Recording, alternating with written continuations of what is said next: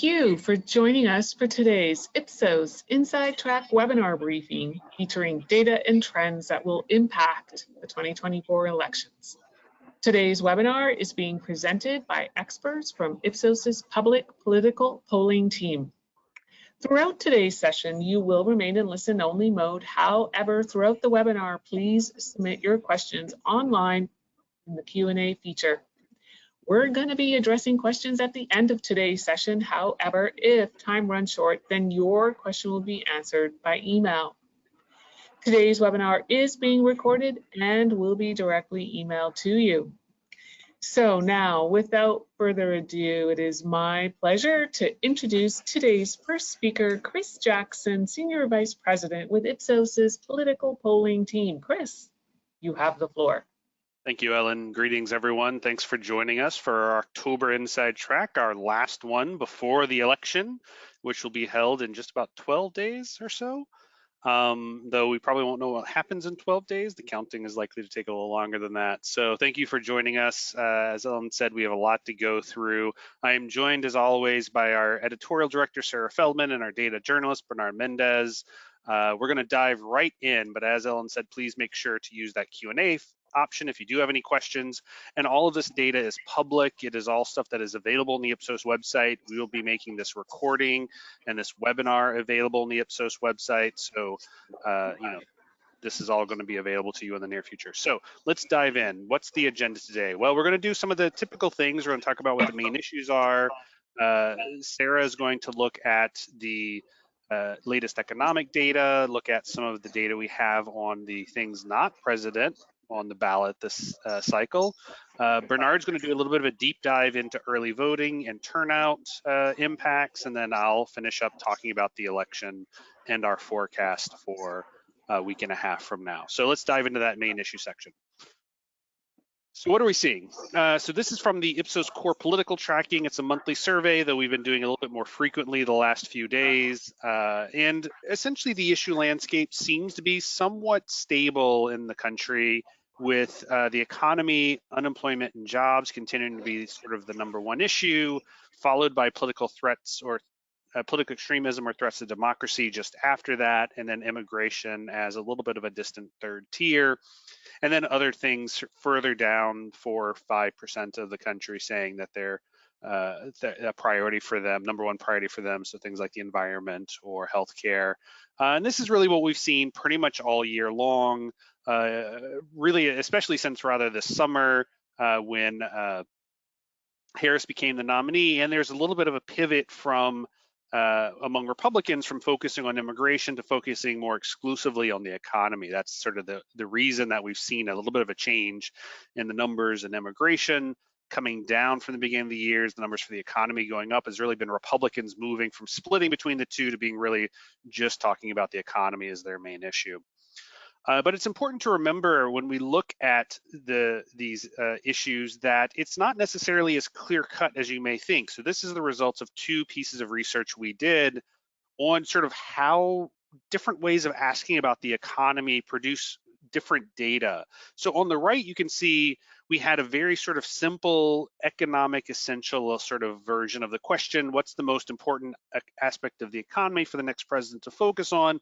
And you can see cost of inflation, cost of living, which is sort of colloquially meant inflation, meaning of inflation by far dominating, 2/3 of Americans saying that that is the main issue that they're interested in the president focusing on, much more than leaving people better off, much more than taxes, much more than the job market or the stock market, these other sort of things that are oftentimes looked at as indicators of the economy. It's costs that are sort of the overwhelming dominant issue when Americans are asked sort of about these economic indicators. But if you ask it in a little bit of a looser fashion, one that is instead a little bit more focused on aspirations or values, you see a little bit of a different picture. Inflation continues to be the dominant question when you're asked about sort of priorities in this way, but it's only 23%, so just under a quarter of Americans saying that that's the #1 issue when sort of put into this mix. So you can see, again, 2/3 if you're asking just about these economic issues versus a quarter when you're asking about it in this somewhat more holistic manner. And indeed, 16%, so just under or just over 1 in 8, saying that building an economy that gives people a chance to succeed is their #1 priority for the next president, and tied with safeguarding the American democratic system, just ahead of protecting my freedom. So you can see again that these issues that we use to talk about sort of what the main issue is aren't always as cut and dry as it may seem, and a lot of it is really susceptible to how people are thinking about these issues when they're receiving political communications, when they're reading the news, when they're sort of consuming all of this information. And that actually will feed in a few moments to how we're sort of viewing the election and how it's unfolding here in the closing weeks. But to dive into what we're actually seeing in the economy, I'm going to hand over to Sarah here to provide our latest information on our economic tracking data. Sarah, over to you. Thanks so much, Chris. Yeah, as Chris was just running through, the economy and people's feelings about it are very complicated. This section will complicate some of those nuances Chris brought out a little bit more, but just with some very interesting insights and electoral implications for the next couple days. So to start us off with this section, we're looking here at our consumer confidence index going back to 2002. And if we zero in on the past few years, the post-pandemic or pandemic period, we can see that consumer confidence has inched up ever so slowly. It's been a steady increase up in consumer confidence, very slow moving, really kind of these very gradual ticks up. And that is despite, especially over the past year, a more robust, rosier economic picture with inflation coming down, the consumer price index falling, and relatively low unemployment. And the reasons consumer confidence remain quite muted, though improving, I think can really be illuminated by looking at some of those inflation proxies within our consumer confidence index. So how we measure really people's comfort with affordability, purchases, by extension inflation, is asking Americans how they feel about making major household purchases over the past 6 months and making more everyday run-of-the-mill household purchases over the past 6 months. And looking at this trend, we can see, again, people have been growing more comfortable with making these types of purchases over time, ever so slightly, month over month, quarter over quarter. It's certainly an improvement over where we were last year, but it's by no means where we were pre-pandemic in January 2020 or during that vaccine boom in the early spring of 2021. And what that tells me is that these questions of affordability, of inflation, continue to linger for many Americans, but it's a little bit more complicated than that. It's not just a direct reaction to the prices they're seeing in the grocery store or at the gas station. It's also how people are perceiving and feeling about those prices too. It kind of butts up with this economy as just science. This is a social science too. These are people's reactions and experiences with it. And you can really see that come across in this slide. So here we're asking Americans, in the past 3 months, have you seen the prices go down in the grocery store or at the gas pump? And overall, very few Americans actually say they've seen these changes, these prices going down. We have seen a couple more Americans, far more, 1 in 4 say that they've seen prices go down in October. But what's important about this slide is that these experiences, these responses are really mediated by people's primary media source.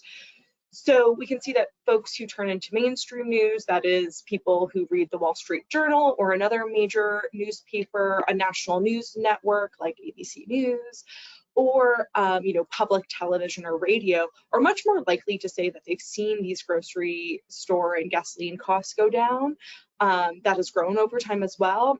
And we see that kind of taper off across these other news sources, particularly around folks who turn to social media or don't have a defined news source, or folks who get their news from conservative media, so that is a Fox News, OAN, or Breitbart. So what's really important to understand about the economy and how people are feeling about it and moving through it is that it's not just a direct reaction to prices that they're seeing in the store going down or going up. It's also mediated by all these other information streams people have access to. That's their friends and family, their, of course, immediate experience, and also their news source. And that's posed a really difficult problem for Biden and Harris and Democrats. Americans are not as aware of some of the positive news that has come out around the economy. So when we ask Americans, inflation has gone down over the past year. It's near historic averages. Only about 31% of Americans can identify that statement as true, with very wide differences by media source again. Likewise, with the stock market, 44% of Americans can identify that the stock market is at or near all-time highs as a true statement. But again, very wide differences by media source, which suggests to me that this question about why Democrats are facing some headwinds with the economy, despite presiding over a fairly strong and growing economy, is really found perhaps in these slides where Americans' perception of what is happening is not always aligning with what an official statistic might be saying. People's immediate experiences with that and the information they're absorbing through many different channels is quite different. And that goes on to frame their feelings and hopes about the economy. Now, beyond the economy, like Chris mentioned, this is not just a presidential election year. There's some other races going on that hold very important implications for 2025 and beyond. To start us off, we're looking at the House of Representatives. As a quick, gov class civic reminder update, if you're a House of Representative member, you're up for re-election every 2 years. So during a midterm, that is between presidential election cycles, and then during a presidential election year.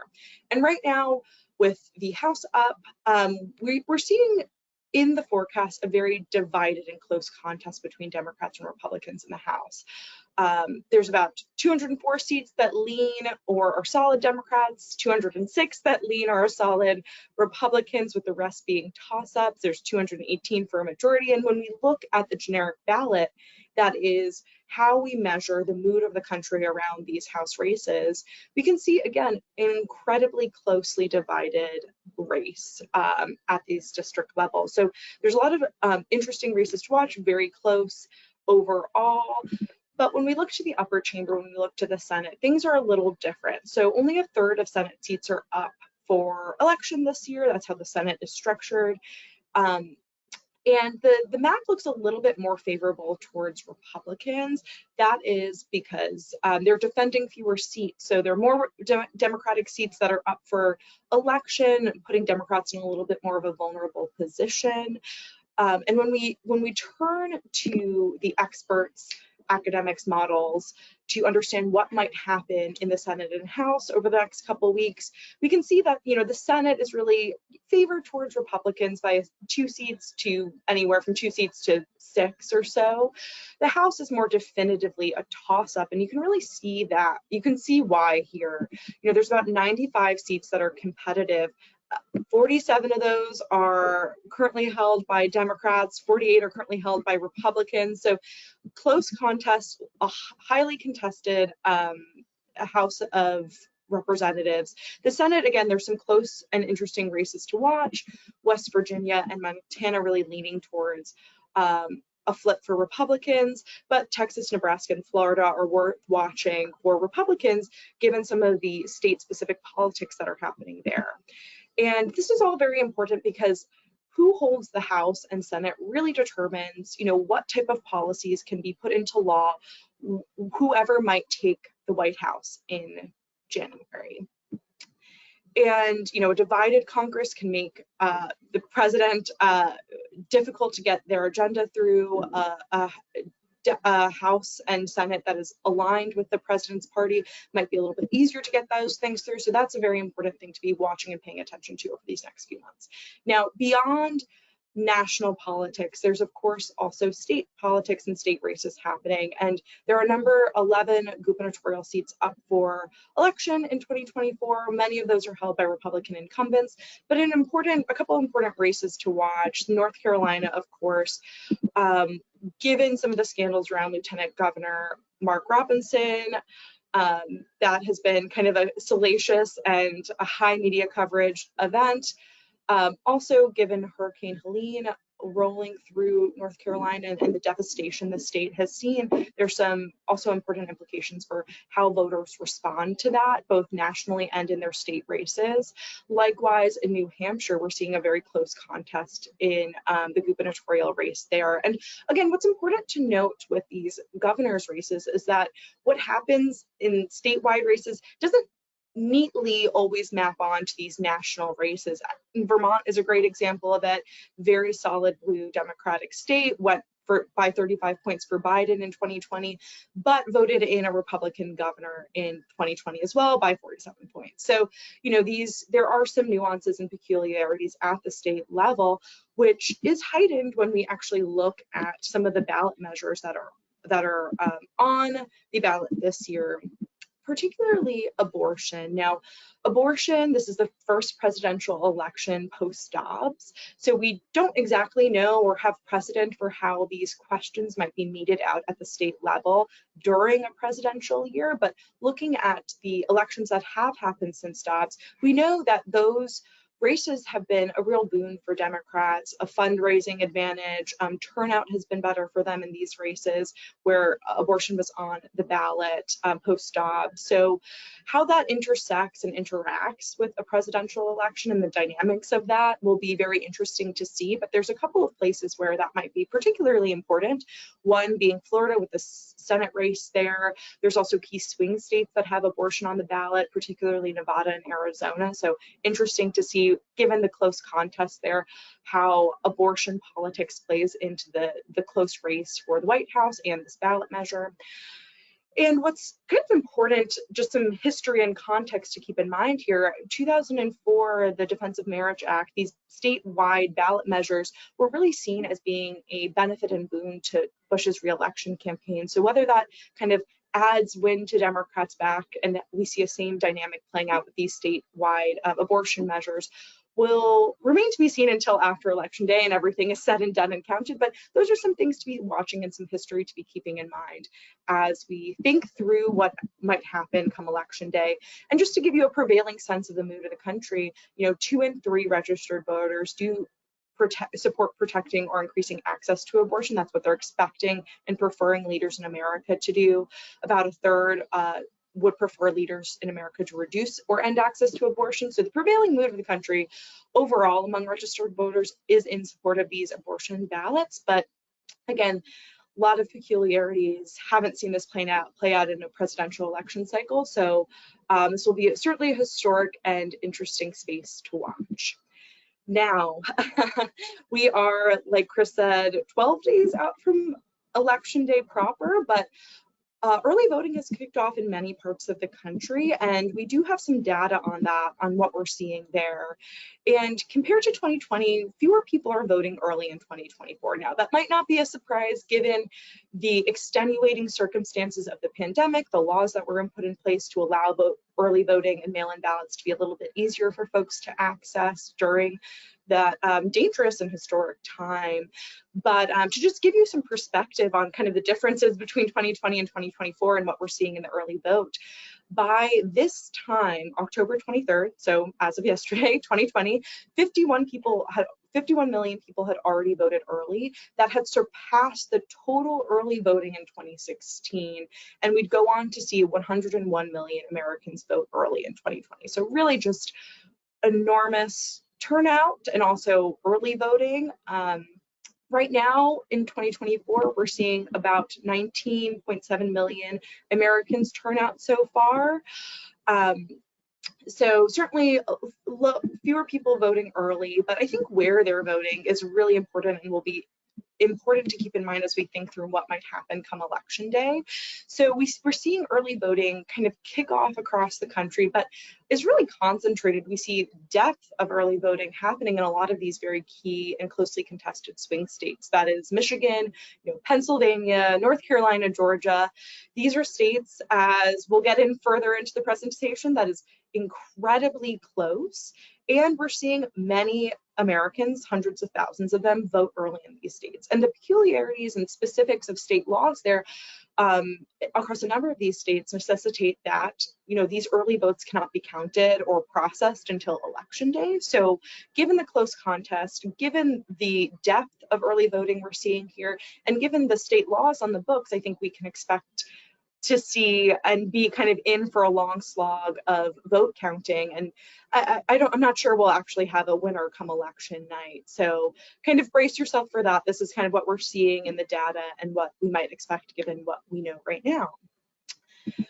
Beyond that, who is voting early? Now, I do want to caveat this slide by saying that this is all run by state, each individual state. So what demographics they report differs state to state. I'd really encourage you all, if you're interested in kind of diving into the data here, to look at the University of Florida Election Lab. They have a great resource for this stuff and can kind of give you some insight into the differences by state. But overall, early voting, we're seeing Democrats do so at higher rates than Republicans, older Americans doing more than younger Americans. Likewise with women doing that more than men, and again, white and Black Americans turning out earlier than Hispanic or Asian Americans. Of course, this is, again, a little bit specific based on the states that are reporting this information and the laws on the books there, but this is the picture of where we are 12 days out from the election. A lot can still happen and change, and an important piece of this story is, of course, who might actually turn out come election day. And Bernard will walk us through what the process of understanding that looks like and some of the challenges around that. So Bernard, over to you with some of that analysis. Great, thanks, Sarah. So yeah, going to talk a little bit about voter turnout and likely voter modeling.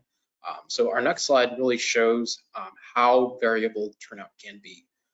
So public polling can provide a really good snapshot in time at how Americans are feeling, again, at a particular point in time. But when it comes to elections and projecting elections, predicting how someone will act in the future is a very big challenge when it comes to predicting who's going to win an election. So as you can see here, voter turnout is pretty variable. Over the past couple of years, it's sort of hovered around the sort of 60% turnout rate among the voting eligible population. Of course, last election cycle in 2020, we saw a record turnout at around 66% turnout. But again, that is to say, the exact amount of Americans who participate in an election, as well as the makeup of who these Americans are that are voting, changes from each election. And again, isn't necessarily representative of the public at large. And so that's why on the next slide, we use likely voter models. We use these to predict who we think is going to vote and get, in our opinion, what is a better estimation of who is actually going to vote in an election, and thus how the electorate is actually going to behave come election day.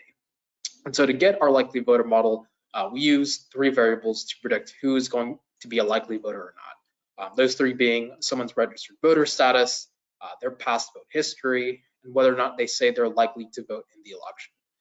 On their own, these all have some sort of flaws when you look at just, say, registered voters alone, but when we combine the 3, we can sort of smooth out sort of the potential errors we get when looking at just one, and again, get a better estimate of what we think the electorate is going to look like on election day. The next slide, we see that when we apply these voter models to our polls, this one was done to our latest Reuters Ipsos poll, the ballot does look slightly different than when we look at all Americans in general. So for example, on the far left, when we look at all respondents, that leans slightly towards Harris at around plus 2.3 percentage points towards her in the national ballot question. But when we look at the likely voter models, one assuming average turnout at around 60% turnout, one assuming 70% turnout, which again is above the record turnout we saw in 2020. That also leans slightly more towards Harris. But again, that is to say that people who vote in an election don't necessarily represent all Americans writ large. There tend to be key demographic differences between the two, which ultimately affects what the ballot actually looks like. Again, which is why we apply these likely voter models to get a better estimate of how we think the electorate is going to behave on election day. Next slide. So as you can see here, we also see that turnout can affect, again, how the electorate actually looks like. So I think the biggest difference here is among Americans aged 18 through 29. As you can see, when you look at a medium turnout election scenario, only around 29% of these Americans would participate in the election based on our likely voter model. But in a high turnout election scenario, around 2/3 of them would end up voting in the election, which would be big for Harris, given that these Americans tend to lean more liberal. On Trump, the other hand, high turnout scenarios would favor him among white non-college educated Americans, Americans making less than $50,000 a year. But again, this slide really shows that, turnout really is key in determining what an election looks like, and again, how the election might fare. On the next slide, this really shows the impact of how different demographics could affect this election. So as you can see here, obviously we know that this election is very close, even though Harris tends to be slightly ahead in the polls when you factor in the Electoral College. It's pretty much a 50-50 toss-up. And so, 1 percentage point difference could be the difference between Trump winning or Harris winning. As you can see here, several key demographics could impact the election more than others. So for example, if Black Americans turned out at higher rates than the rest of Americans, that would benefit Harris by around 1 percentage point. Same with Americans aged 18 through 29 and female Americans. On the other hand, if white non-college educated Americans turned out at higher numbers compared to the overall population, that would benefit Trump by around 1 percentage point, as well as male and rural Americans. Again, showing that some demographics have a chance to be more impactful than others when it comes to the election, and so these are demographics we'll be watching as we head closer to the election, get more numbers in. Turnout among these groups could impact the election significantly. On the next slide, this is people's stated intent to vote in the election. As we can see here, I think the biggest overall story on this slide is that we're likely to see lower turnout in 2024 than we saw in 2020. So this is both numbers from October of how likely people say that they're going to vote, as well as people that have already voted. Pretty much levels across the board are down. There are a couple of key demographics that are down for both Republicans and Democrats. So for example, younger Americans aged 18 through 29 are a lot less likely to say that they plan to vote compared to this time in 2020. Same with Black Americans, which should be warning signs to Harris, since these groups tend to lean more towards the Democratic side. On the other hand, Americans who lean Republican but aren't Republican are also down a lot when it comes to stated intent to vote. Again, showing that turnout may be lower than it was in 2024, but there doesn't, at least on the surface, appear to be a huge lean towards either Trump or Harris when it comes to this decreased turnout. Again, something we'll be watching, but again, turnout is very important. So these are areas where both Harris and Trump should be looking at if they want to improve their chances at the election. Next slide. So this slide, we see that turnout rates tend to be different across different states. That's important. Obviously, we decide our president through an electoral college, not through a popular vote. And so elections in some states are more important than others, especially in some of these key swing states, such as Michigan, Pennsylvania, Wisconsin, etc. We typically see that turnout rates tend to be pretty high in some key swing states, especially the three I just mentioned. Again, showing that it's not only difficult to predict how a population overall is going to behave, it's difficult to predict someone's future behavior, difficult to predict what the elector is actually going to look like, and again, more difficult to predict how people in each individual state will behave. Again, adding to complications when it comes to predicting how an election will look. But overall, this election will really come down to turnout, whether Americans will be convinced by either Trump or Harris to end up coming to the polls, because that is really what the story is about, given how close the election is. And a couple of key demographics could be enough to swing the election one way or another, which is something we'll be watching as we head in closer to the election. And with that, I'll pass things back over to Chris, who will go a bit deeper into the election and give us a good overview of how things are shaping up. Chris? Great, thank you, Bernard. Thank you, Sarah.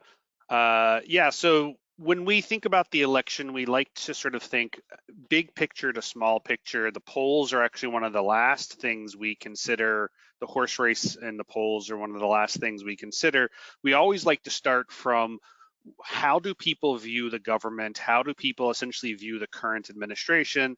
Because that essentially tells us, are we in an environment where people are looking for change, or are they looking for continuity? Continuity essentially is a popular government. People like what they're doing. They want to keep them in power. And the United States has really been the place where in almost every election since 2008, it's a country that has been looking for change, has been looking for something different. Obama was able to buck that a little bit in 2012, but since then it really has been a series of change elections. And we see that again this year, where Joe Biden's approval rating remains relatively low, 36% in our most recent core political. The average of all public polls has him a little bit higher, around 40%, but these are still pretty low numbers for an incumbent president. And with numbers these low, he would have been viewed, if he were still the candidate, the incumbent candidate, as something of a toss-up to win re-election. When we look at other elections around the world where an incumbent's been in this kind of position, they've only won about half the time. Now, a successor, which is what Harris is technically considered, a successor candidate, not the incumbent, but someone who's from the incumbent party, with an approval rating this low for the government, should be viewed as a real underdog, only about 1 in 8 chance of winning an election, against looking at similar circumstances around the world. So this is where we're starting, is an environment where the incumbent party, the government party, is not super well liked. It's not at the absolute bottom, but it's not real positive either. And an incumbent like Harris is actually a pretty significant underdog. So that's the first data point to keep and consider. And this is why we've said since the beginning of the year that Trump should be considered to be something of the favorite, maybe not a large favorite, but something of the favorite. And something that we expected to potentially happen over the course of the year was for Biden's approval ratings to improve slightly as the economy stabilized, as he campaigned, and that never happened. His approval ratings have remained stuck. Potentially him stepping out of the campaign meant that there was no time spent sort of rehabilitating his image. But again, Biden has not been able to defend his government. Harris hasn't necessarily tried to defend the government that aggressively, and the government's still somewhat unpopular. The second thing we like to look at is the polling itself. And what we're seeing in the polling, the average of the polls, is a very close race at the national level.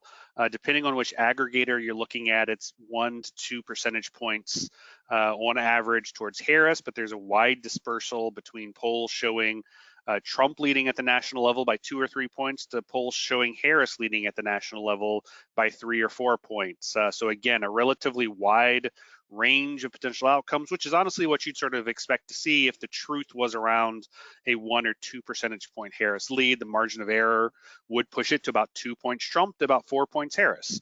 Now, the national polls, of course, are not really the key story. Sorry, the lights just went out in the space. It's also really what's happening at the state levels, and that's important to keep track of. So this is the aggregator data of what's happening in the state polling, and it does show a very close election. And this is where this choice of aggregator actually has a bigger impact potentially of which one you're looking at in terms of what you're sort of seeing happening. With Harris doing pretty, Harris and Trump pretty tied, very close in the Midwest, and Trump a little bit more solid in the South. In both, but the real clear politics RCP average is stronger for Trump than the 538 average is. And a lot of that's to do with specific polls that have been published in the last 2 weeks in the swing states, particularly a lot of new entrants into the polling marketplace who hadn't really published numbers before, who've all published data that's been somewhat Trump friendly, has pushed that real clear politics average in his direction. If you just look at polls that have done multiple waves this cycle, the race in the swing states looks to be pretty stable. It doesn't look like there's a lot of movement happening in the swing states. And it continues to be something where Harris's chances in the Midwest look a little bit better than her chances in the South, but all of these states are within the margin of error. And you can see in 2020, all of these states were decided by 3 percentage points or less. So, again, a very close election, a very hard-fought election where again, quite likely turnout and who ends up showing up to vote will ultimately be a deciding factor. Another thing that we always look at for this is, this is one more slide on the polling data. And this is just showing that same point I was just making about how really we don't think that the race has changed a lot. This is from Ipsos longitudinal data from May to August and August to September. And what it shows is that there's almost nobody who's switching between being a Trump supporter and a Harris supporter or vice versa. All of the movement that happens is really between being a voter and a non-voter, either a Harris supporter or a Harris non-voting supporter, or a Trump supporter, non-voting supporter, and then a very small amount that moves to being a non-voter altogether.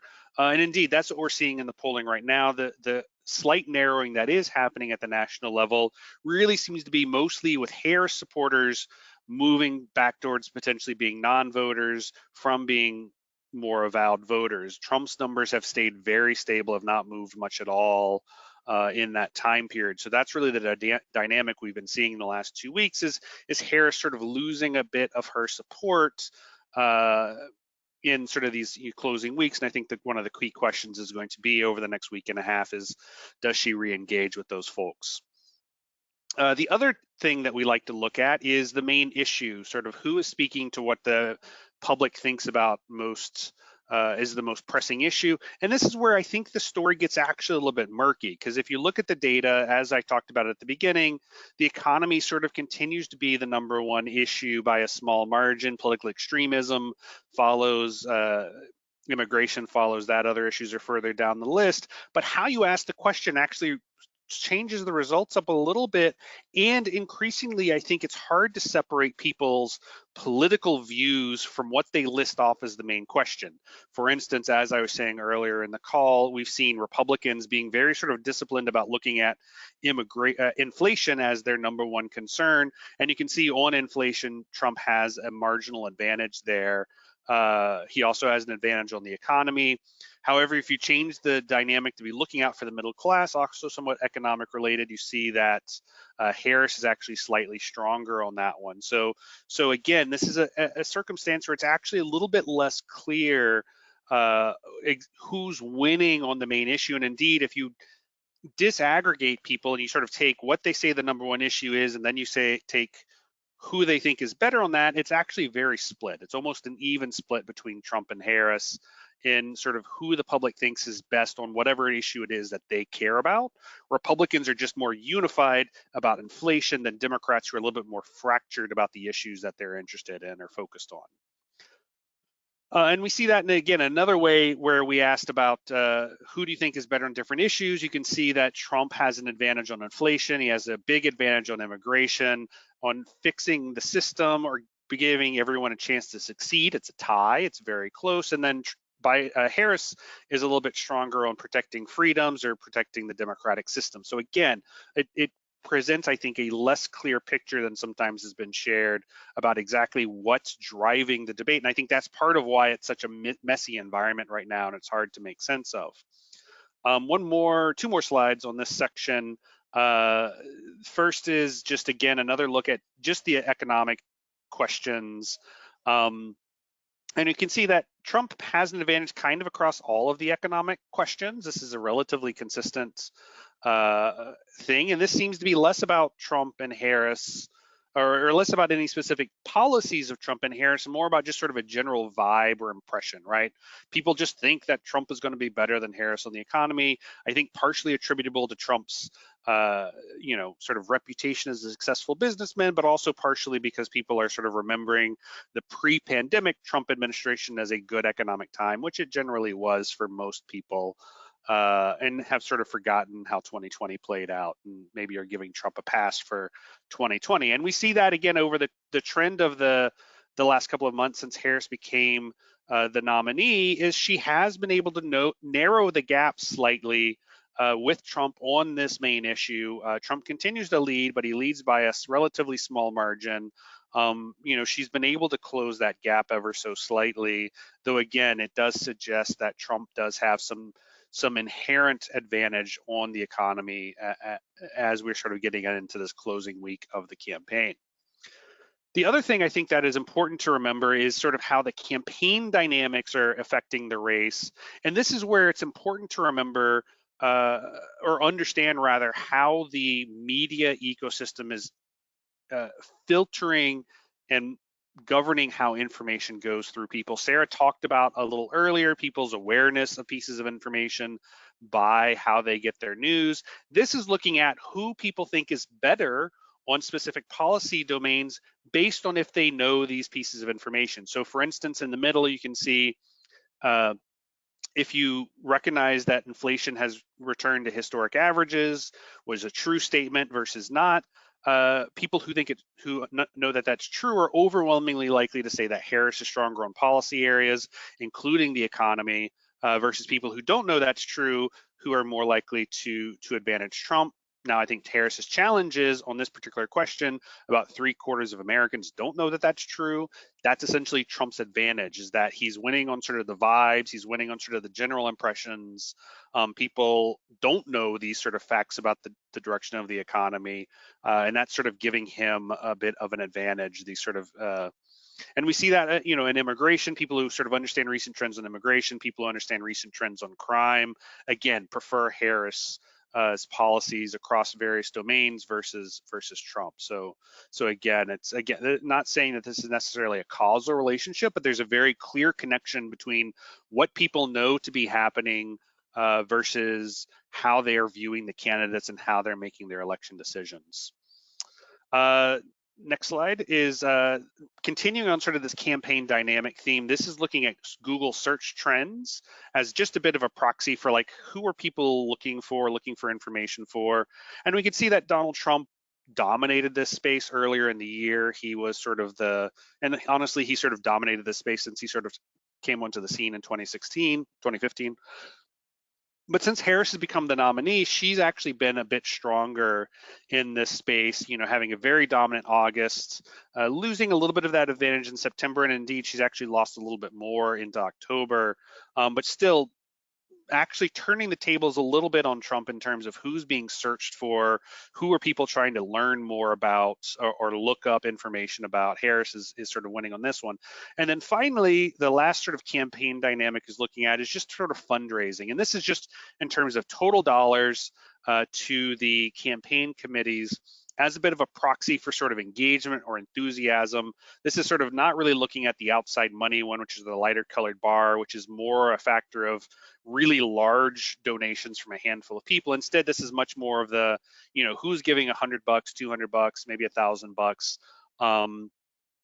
And Harris is actually doing very well in this compared to prior Democratic candidates. She's just behind Joe Biden's total fundraising amount in 2020, and she'll likely be past it by Election Day, versus Trump, who's actually only raised about half of what he did in 2020, suggesting that, you know, while Trump still has a large reservoir of support in the American public, he's not drawing quite the same level of funding or donations that he was able to draw in that 2020 election. So again, just another interesting factor to look at sort of the campaign dynamics. And then so the next section is when we actually sort of try to pull all of these pieces together to sort of come to where our forecast is. And it's important to remember that an individual poll is a snapshot. It's not necessarily a forecast of what's going to happen in the future, though as we're getting closer to the election, you know, they're sort of closer to what's happening a little bit. But the first thing we like to do is just sort of what are the other experts, what are the other people who spend a lot of time thinking about this, what are they sort of saying? And it's a bit of a mix right now. The only sort of significant person who's saying Harris is going to win is Lichtman with his 13 keys. He came out a few months ago with sort of his call in her favor. You know, a lot of pundits have sort of been making calls one way or the other, but in terms of the people who are doing sort of forecasts, it's a mix, and it's moved from particularly sort of toss-up in Harris's favor slightly to more of a toss-up in Trump's favor. Indeed, 538 actually just did an update, I think yesterday, where they've moved from just a straight toss-up to a toss-up slightly Trump. And that's mostly being driven by the polls, the shift in the polls that we showed earlier, moving from, and particularly Pennsylvania, moving from being in the Harris column to in the Trump column in recent days. Though again, partially that's being driven by the polls that have been released, I think, more than actual change. But I think it is truly a toss-up. That's where we probably see the race at the moment. So then at Ipsos, the way we look at this is we like to take all of these indicators I just talked about, next slide, and go through them and sort of tally them up to reach sort of our summary total of what we think is happening. Next slide, please.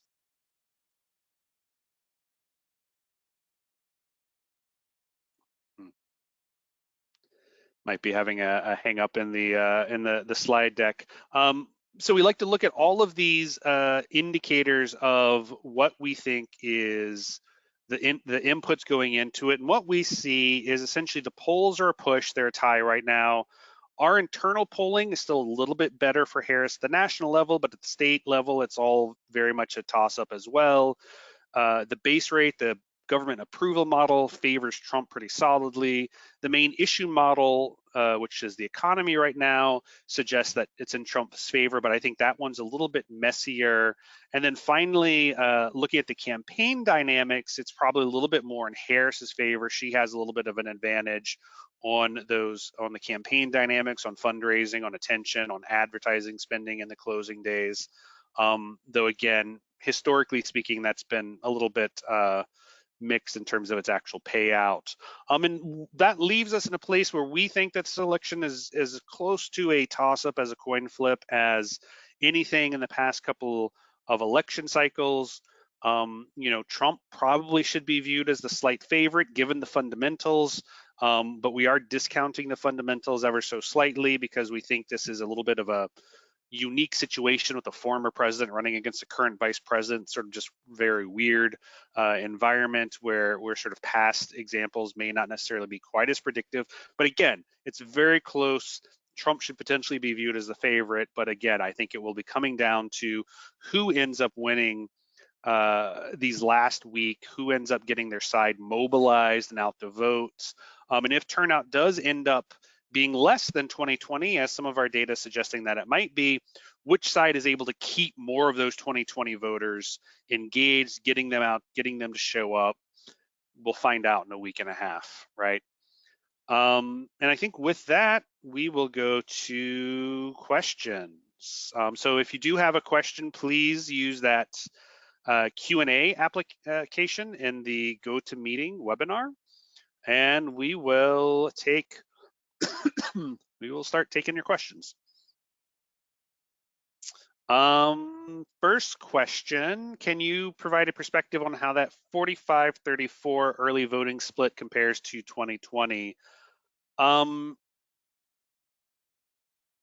terms of the partisanship of it, there are definitely more Republicans voting early as a percentage this year than there was in 2020.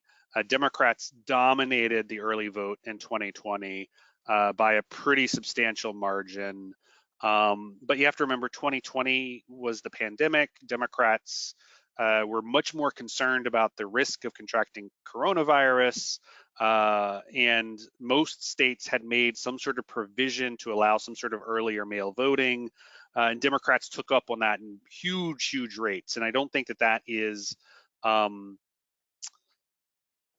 that's a historical anomaly. In fact, before 2020, Democrats and Republicans voted at relatively similar rates, all in all, early vote rates rather, all in all. And historically, Republicans were more likely to take advantage of early vote than Democrats were. So yes, this is better early vote performance for Republicans than 2020, but I don't necessarily think that means anything because it's such a different year. Next question, will you be hosting a post-election analysis helping to understand where polls were off, what we learned, etc.? I mean, hopefully the polls won't be off, but we'll find out, right? Bernard, I think we are putting something on the schedule for that. What do we have? I believe we have something that we're planning to do on December 10th. Does that sound right? I think that's right. Yeah, December 10th. Okay, so yeah, so it'll be a little while after, and honestly, we won't necessarily know what's happened in the election for at least a couple of days, and then Thanksgiving comes in there, and we're all going to need to take a break. So we'll be reassessing in December, which we'll also have been able to do some polling after the election by that time as well. So we'll actually have information, data to share rather than just like, oh my God, what happened? So yeah, so December 10th, write that in to your schedules.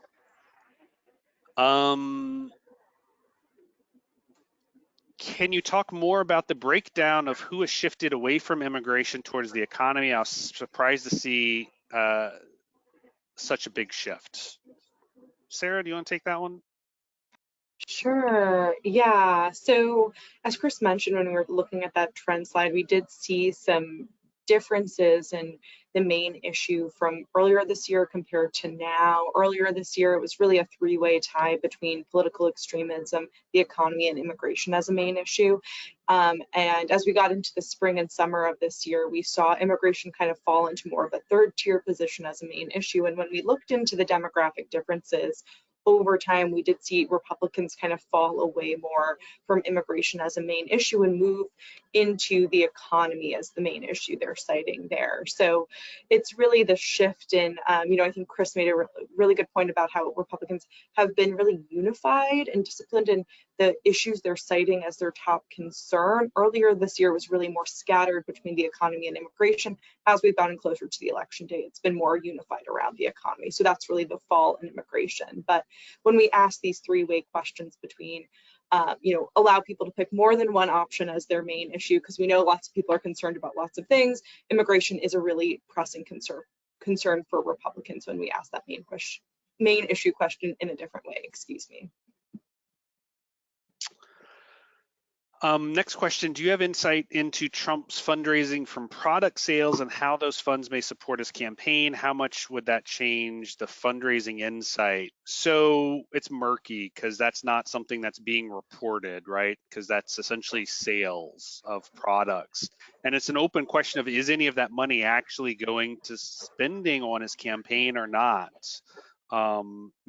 It doesn't seem like it is. Trump hasn't made any big donations to his own campaign from his own coffers. So it's unclear how much of those sales there have been and what the impact might be. So yeah, that is a good question, and one that honestly is very, as is the case with most of Trump's finances, it's very opaque. It's hard to really know what's happening in that space. But I think, again, if you're thinking of fundraising as a measure of people's engagement or enthusiasm, the fact that he has that many fewer people donating to his campaign would be a worrying sign for him, right? And yeah, maybe they're, instead of giving to his campaign, they're buying, the sneakers or the crypto or whatever thing he's selling. But Harris doesn't seem to be having that problem. She's, has been quite successful in only 3 months in raising a substantial amount of money. So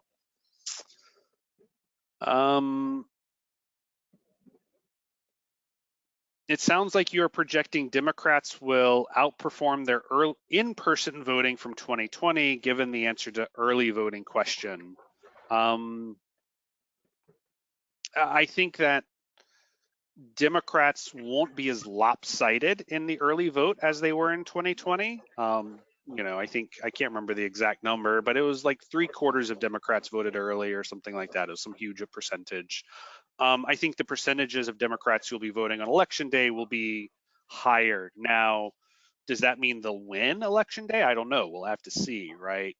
But I don't think that in 2020, the large majority of Democrats voted early, the large majority of Republicans voted on election day.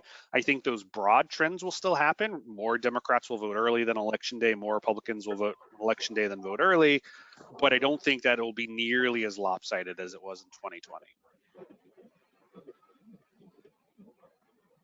2020. Given how close we've been to this, how are we feeling anxiety-wise? Any PTSD? Sarah, Bernard, do you guys want to take that one? Wow, yeah, that is the pressing question, isn't it? I think we're all hanging in there, going on our little mental health walks and getting our little treats to get us through the day. But yeah, anxiety is definitely high. It's been a long couple years, a long couple months. When Chris was mentioning that Harris came onto the ticket 3 months ago, I was like, 3 months ago? That felt like 3 years ago at this point. So yeah, it's been, I think we're all excited to see what happens, excited to get the work done, but it's certainly anxiety producing for sure. Yeah, definitely. But thank you for the question. Do we think polls are more Republican leaning this year as a potential overcorrection to 2020 and 2016? And 2020 polls overstated Republicans for the first time. I think that's, and this is something I've been saying in a lot of different forums, is I think we should expect poll error. I think it is so hard to survey people these days. Response rates are so low. People's willingness to answer surveys has gotten to be so difficult. People are so bombarded by spam, you know, and by, you know, junk mail and everything else, that we should assume that there are going to be big challenges. And I think what we should not assume is that the directionality of that error. And I think it is just as likely that polls are understating Harris's performance this election as they would be understating Trump's performance. So yeah, I think that's very much a possibility. But it's the kind of thing that, you know, we're trying to figure out, we're trying to do as best we can to not make those mistakes, but it's the kind of thing that if it's happening, we won't know about it until after the fact, right? So definitely possible, definitely something that we should assume is happening, at least in some direction. And that's why I think that we should all be very cautious, very humble about how much polls are telling us. And I think that, you know, these +1, +2 Harris, +1, +2 Trump, we shouldn't take too much from that, because it's, again, all of it's just suggesting that it's very close.